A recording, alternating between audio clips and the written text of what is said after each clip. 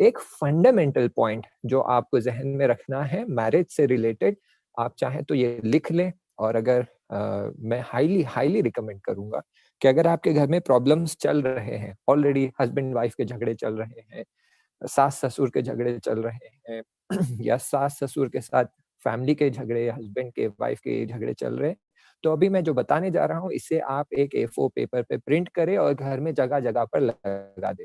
Message बहुत simple है और बहुत सादा है। Marriage is not a competition, it's a collaboration. Competition नहीं है, कोलैबोरेशन है। कॉम्पिटिशन नहीं है, कोलैबोरेशन है, यानी क्या? आप देखें, अगर हम इकोनॉमिक हिसाब से भी देखते हैं, दुनिया में देखते हैं, तो दुनिया में जो कंपनीज़ जॉब बिज़नेस कर रही हैं और प्रोडक्ट्स बेच रही हैं, तो वो अपने सामने जो कंपनी होती है, उसे 2 लिहाज से देखती है। या ये देखती है कि ये कंपनी मेरे कॉम्पिटिशन में खड़ी हुई है। अगर ये कंपनी इसके कॉम्पिटिशन में खड़ी हुई है, तो ये पूरी कोशिश करती है कि इस कंपनी को हरा दे, इसका बिज़नेस ठप कर दे, इसके कस्टमर्स को हड़प ले। और कोशिश उसकी उसकी ये होती है कि ये नीचे आ जाए, इसका नुकसान हो, ये हार जाए और मैं जीत जाऊँ। क्यों? क्योंकि कॉम्पिटिशन।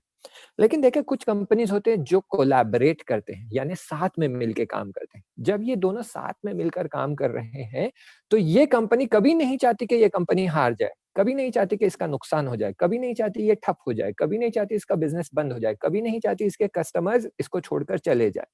बल्कि हर तरह से मुमकिन हो मदद करती है ताकि इसका बिज़नेस और बढ़े और फैले, इसके कस्टमर्स बढ़े, इसका प्रोडक्ट इम्प्रूव हो और ये आगे बढ़े। क्यों? क्योंकि जितना आगे ये बढ़ेगी, उतना ही आगे ये कंपनी भी बढ़ेगी।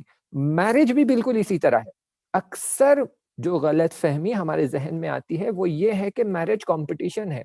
अब मैं घर में आ गया हूँ, ये घर में एक नया फ़र्द आ गया है, मेरी बीवी बनकर आई है। अब यहाँ से कॉम्पिटिशन शुरू कि कौन ज़्यादा ढोस जमाएगा घर पे, कौन ज़्यादा हुकूमत करेगा, किसकी बात ज़्यादा चलेगी, किसकी बात ज़्यादा सुनी जाएगी, कौन ज़्यादा हुक्म चलाएगा।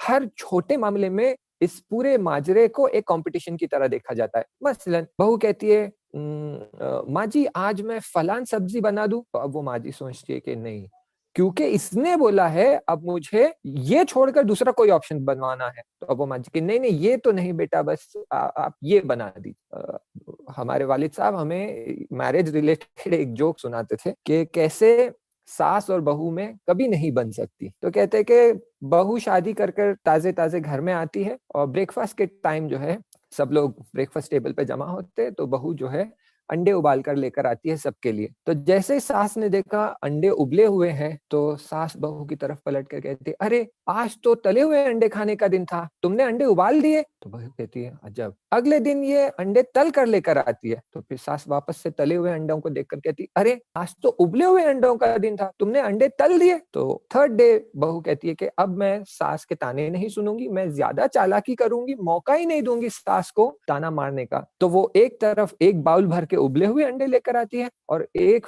प्लेट भरकर तले हुए अंडे लेकर आती है, ताकि जिसे तले हुए चाहिए वो तले हुए ले ले, जिसे बॉइल्ड चाहिए वो बॉइल्ड ले ले।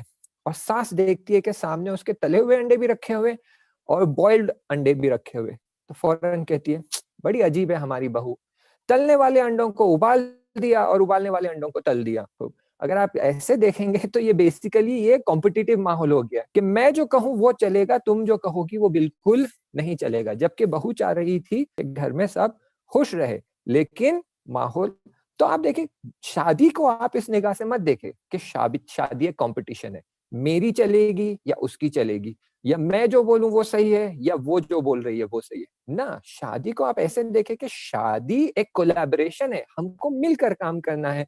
बोथ बोथ द फैमिलीज़, यानी जब बहू घर में आती है तो पूरी फैमिली की फैमिली शौहर के साथ मिलके कोलैबोरेट करेगी और साथ में काम करेगी। अगर आप इसे, शादी को इस अंदाज से देखेंगे तो बहुत सारे शादी के प्रॉब्लम्स अपने आप हल हो जाएँगे, असल प्रॉब्लम सामने आएगी ही नहीं। हमारी बड़ी मुश्किल ये है कि हम इस तरह देखते हैं।